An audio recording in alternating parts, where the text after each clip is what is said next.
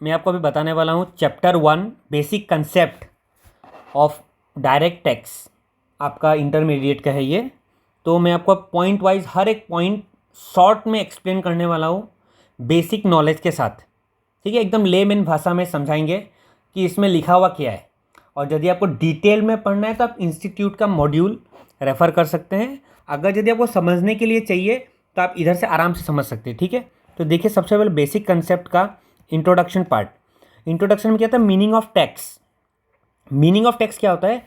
और टैक्स ऐसा एक चीज़ होता है जो हम लोग cost of living in a society, हम लोग जो सोसाइटी में रह रहे हैं उसका एक कॉस्ट मान के चलिए, वो हम लोग गवर्नमेंट को पे करते हैं।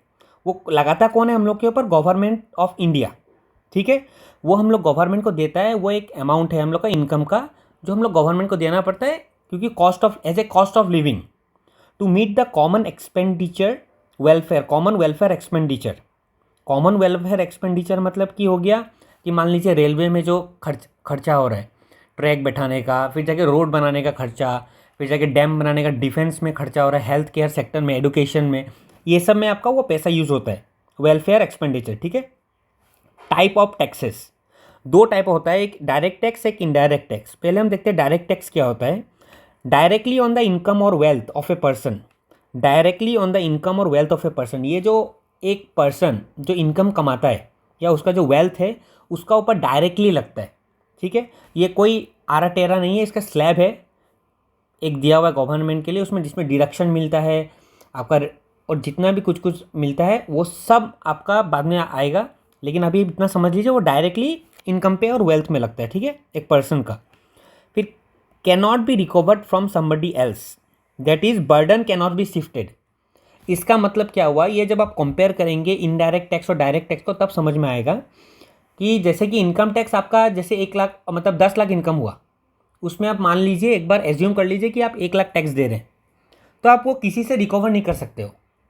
और वही इनडायरेक्ट टैक्स में क्या होता है? मान लीजिए जीएसटी, आपने जीएसटी 18% गवर्नमेंट को दिया, तो वो आप पीछे से रिकवर कर सकते हो। जिसको आपने सेल किया है उससे आप 18% ले लोगे तो वो रिकवर हो जाता है।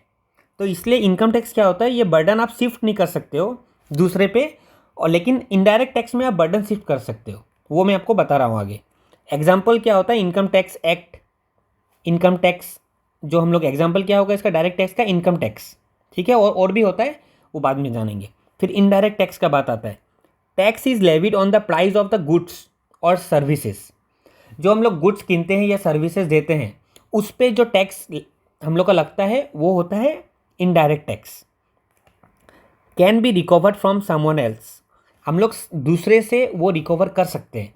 मान लीजिए हम लोग कोई गुड्स किन के लाएं, तो हम लोग मैन्युफैक्चर को 18% जीएसटी दे के लाए, 1 लाख पे 18,000। फिर हमने आगे उसको 1 लाख पे बेच दिया, फिर से 1 लाख पे बेच दिया मान लीजिए, तो हम लोग फिर 18% वो गवर्नमेंट को दे देंगे। ठीक है, और फिर आगे से वो ले लेंगे जिसको हमने बेचा। तो वो एक तरीक़े से जितना भी वो आगे बढ़ते जाता है एक स्टेप, वो रिकवर होते जाता है। तो वो अल्टीमेट वो बर्डन आता है कंज्यूमर पे, जो उसको कंज्यूम कर रहा है उसी पे अल्टीमेट टैक्स बर्डन आता है इनडायरेक्ट टैक्स का।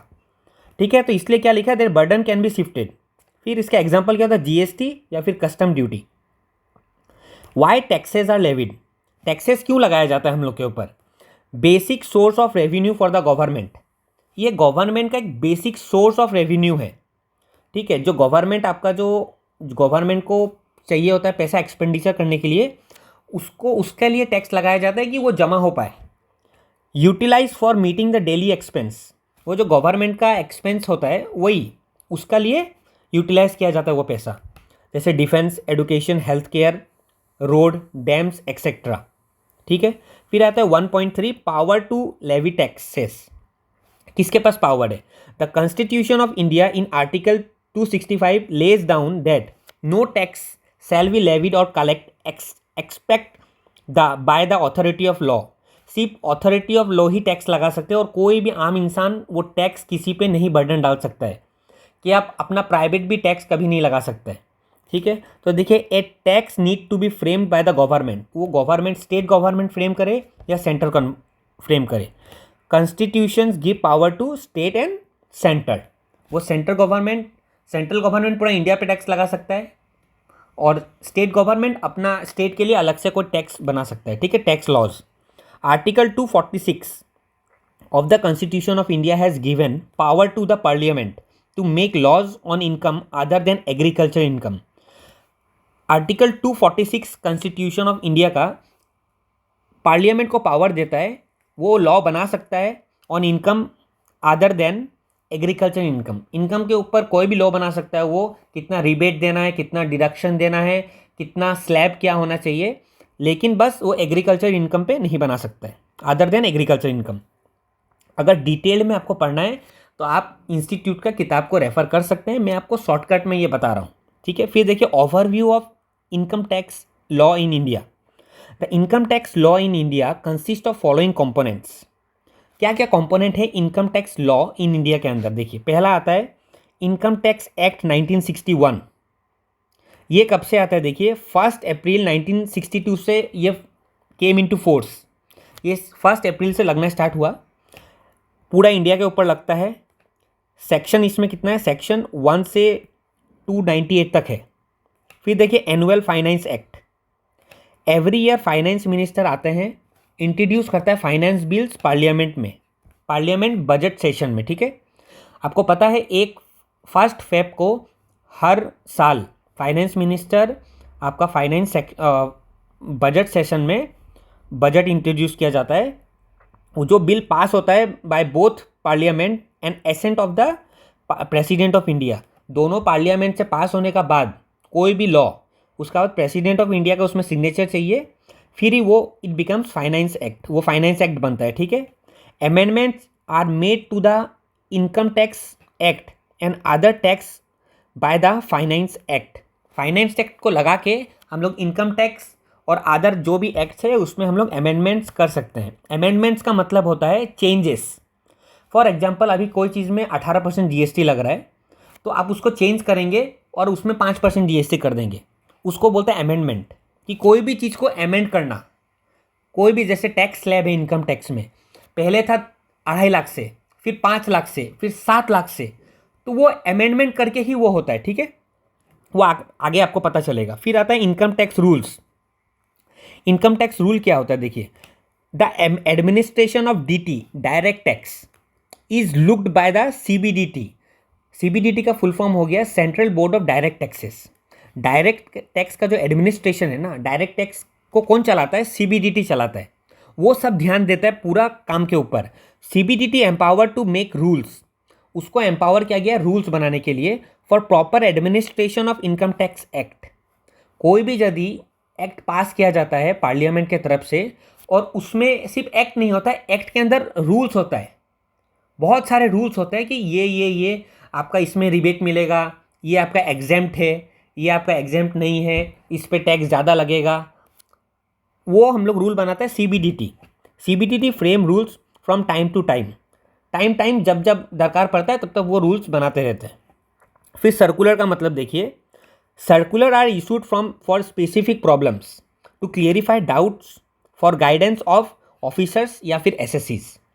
ये क्या होता है? सर्कुलर इशू किया जाता है सीबीडीटी के द्वारा टाइम से टाइम, स्पेसिफिक प्रॉब्लम, यदि किसी को कोई चीज़ में डाउट आ रहा है, मान लीजिए कोई एक्ट आया और एक्ट में सबको कुछ समझ में नहीं आ रहा क्योंकि एक्ट का भाषा में लिखा जाता है, रूल्स एक्ट से इजी भाषा में लिखा जाता है, तो वो प्रॉब्लम्स को क्लियरिफाई करने के लिए सीबीडीटी रूल्स बनाता है और वो सर्कुलर इशू करता है टाइम टू टाइम कि हम लोग को वो डाउट सॉल्व हो जाए, क्लियरिफाई हो जाए। अब नोटिफिकेशन क्या होता है? Issued by the central government to affect the provision of the act.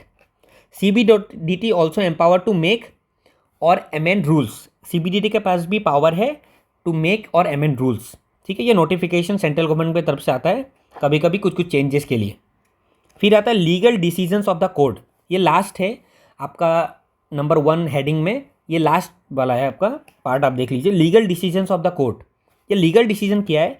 Not possible, parliament के लिए हर चीज़ पॉसिबल नहीं है सॉल्यूशन प्रोवाइड करना, क्योंकि सेशन एक ही बार बैठता है या मल्टीपल टाइम्स भी बैठता है, तो छोटा छोटा चीज़ के लिए आपका हर चीज़ पार्लियामेंट ध्यान नहीं देगा। पार्लियामेंट ने एक्ट बनाया, उसका काम ख़त्म। कोई बहुत कुछ बड़ा अमेंडमेंट आने वाला है तो वो पार्लियामेंट देखता है, फिर वो पार्लियामेंट नहीं देखता है। तो जब भी कोई इशू आता है तो उसका सॉल्यूशन कौन देगा? उसका सॉल्यूशन देगा court. Judiciary here the dispute between the assessee and the department. Department ने बोला इसका ऊपर, मान लीजिए वोडाफोन आइडिया, कोई भी का पर मान लीजिए किसी का केस चल रहा है, इनकम टैक्स ने बोला आपको इतना 1000 करोड़ का टैक्स लगेगा आपका ऊपर, क्योंकि पहले से रेस्ट्रोस्पेक्टिवली आपका टैक्स बन रहा है 1000 करोड़। तो क्या होता है, कोई भी डिस्प्यूट चलता है तो वो सुप्रीम एसएससी और डिपार्टमेंट का बीच में, यदि उन दोनों का बीच में कॉन्ट्राडिक्ट होता है तो वो उसको सुप्रीम कोर्ट सुनता है या हाई कोर्ट सुनता है। तो डिसीजन कौन देता है? सुप्रीम कोर्ट देता है। ठीक है, तो supreme court is the apex court. वो एक एपेक्स कोर्ट है, कंट्री का सबसे बड़ा वाला court. Law led by the supreme court is the law of land. Supreme court का फाइनल डिसीजन जो आता है वही लॉ बन जाता है। ठीक है, जैसे वो केस स्टडी बोला जाता है, वो आप फाइनल में पढ़ेंगे। वो एक केस स्टडी हो जाता है कि मान लीजिए कोई एक दोनों का बीच में कोई कॉन्ट्राडिक्शन हुआ, ठीक है, एसएससी और आपका डिपार्टमेंट का बीच में, और जब वो सुप्रीम कोर्ट में मैटर गया तो सुप्रीम कोर्ट जिसका पक्ष में भी फैसला सुनाता है वो एक लॉ बन जाता है। फिर यदि सेम केस इन फ्यूचर कभी आता है ना, तो वही केस को रेफर करके फिर जज लोग आपका डिसीजन सुनाते हैं। तो क्योंकि फिर बाद में वो टाइम बर्बाद नहीं हो, इसलिए वो केस स्टडी बोलते हैं, वो आप बाद में पढ़ेंगे। Decision given by the high court will apply to the respective state. और जो हाई कोर्ट में जो केस जाता है और वो जो डिसीजन सुनाता है वो सिर्फ रेस्पेक्टिव स्टेट में ही आपका एप्लीकेबल होता है। अगर यदि उसको पूरा इंडिया में एप्लीकेबल करना है तो वो जो एसएससी है वो उसको सुप्रीम कोर्ट में भी चैलेंज कर सकता है। और वो इन विच स्टेट कोर्ट ज्यूरिडिक्शन जो कोर्ट का आपका स्टेट में आता है, बस उधर ही वो अप्लाई होता है और बाकी जगह में अप्लाई नहीं होता है। तो यही आपका रहा, देखिए पहला पॉइंट चैप्टर 1 का इंट्रोडक्शन में ये ख़त्म हो जाता है। अब हम लोग सेकेंड वाला जो है वो सेकेंड वाला हम लोग नेक्स्ट आपका लेक्चर में करेंगे। वो होता है चार्ज ऑफ इनकम टैक्स। ये नेक्स्ट लेक्चर में आएगा। यदि अच्छा लगा प्लीज़ थैंक यू, लाइक करिए, सब्सक्राइब करिए।